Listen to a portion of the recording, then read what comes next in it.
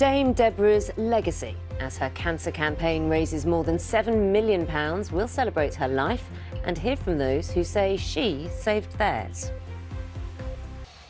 And in the Sun, now let's raise £10 million for Debs. That's the Sun's headline today. The paper reports that friends of Dame Deborah James are urging the public to donate to her Bowel Babe Fund to reach £10 million. And the numbers have been rising fast, haven't they? Yeah, it was below 7. It's rising very quickly. With her intimate and frank attitude and, of course, infectious sense of fun, Dame Deborah James touched the lives of many. Following her death yesterday, we've been hearing stories from lots of people who were inspired by Deborah and her campaign to raise awareness of bowel cancer. Zoe Conway has been to meet 2 families whose lives have been deeply affected by the disease. Deborah James might have inspired a nation, but perhaps the people she touched the most were those whose lives have been shattered by bowel cancer. People like Caroline. Her 23-year-old son Bradley died of the disease last year. I certainly would like to thank her for raising the awareness of bowel cancer. She's shown that it can happen to anybody at any age, and to say that she's fought it with dignity isn't an understatement. And 24-year-old Holly, who's just finished treatment for bowel cancer. I want to thank Deborah for her selflessness. She found out that she was at the end of her life and all she wanted to do was help other people. When Deborah dressed up in a poo costume, she was actually making a serious point. Embarrassment over talking about poo is one reason why bowel cancer goes undetected. She has brought to the forefront something that many people don't like to talk about, which is our bottoms and our poo. She talked about it in such a light-hearted way, but again, a normal way. She didn't make it was something to be scared of. I mean, when you're talking about your bum and poo, then a little bit of glamour helps, doesn't it? Yeah, a little bit of glitz and glamour absolutely can be really helpful. I mean, I always loved seeing her in her sparkly dresses and things, and, you know, dancing around in the hospital. Again, you know, just bringing forward that there can be joy even in the really, really hard moments. And she did look like a typical, what a lot of people expect as a typical cancer patient. Yeah. Young people get bowel cancer. That was one of Deborah James's most important messages. She was just 35 when she was given her diagnosis. 2,600 people under the age of 50 are told they've got it every year.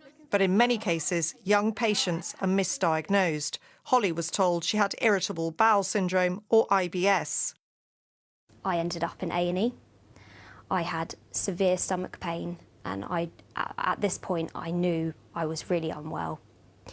And then unfortunately a examination and a CT scan at 4 AM in the morning showed that it was cancer. And I definitely think that being as young as I was meant that I wasn't taken seriously. You know, I know statistically bowel cancer does affect people of a lot older age, but we aren't statistics, you know, we're real people with real problems. For 2 years, Caroline's son Bradley was told by his doctors his symptoms were due to anxiety or stress or IBS. What do you make now of all that time wasted? Angry. Anger, definitely.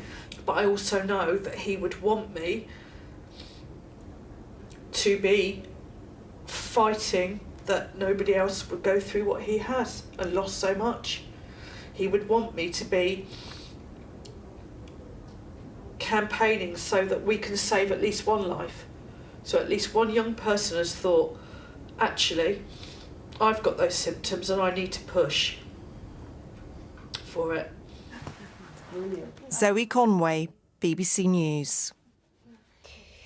You know, that hug between Holly and Caroline, that kind of typifies what Dame Deborah was all about, getting people to talk. So many people who didn't know each other before the podcast began and before she and Lauren, and, you know, they all, Rachel, they all kind of spoke so openly about it. It's made a difference to so many lives. Now, BBC News has made a special documentary celebrating the life and legacy of Dame Deborah, featuring tributes from those who are closest to her. Now, in that film, Deborah's close friend and television presenter, Gabby Roslin, talks of her infectious zest for life. Take a look. I don't think of Deborah without thinking of her laughing and dancing and singing. And literally, she did that the very first day I met her. I'm singing in the rain, just singing in the rain. I don't want no minute man. Cancer didn't stop her having fun. She showed that through her dancing, through her sassiness. I loved her dancing, loved her dancing. Shall we talk about dancing in the street? Yes, I didn't know she was going to film it. In those last few weeks of her being in the Royal Marsden, I came to see her, but obviously wasn't allowed in the room. So I was outside the hospital, and then I said, what song shall we dance to? And she said, I don't know, a bit of musical theatre.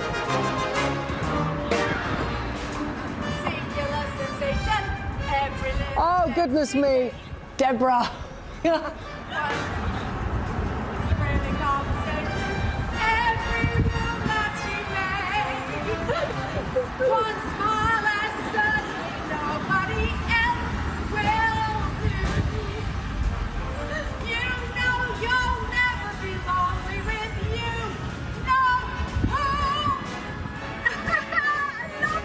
We had fun. We did have fun. And the nurses all danced with me.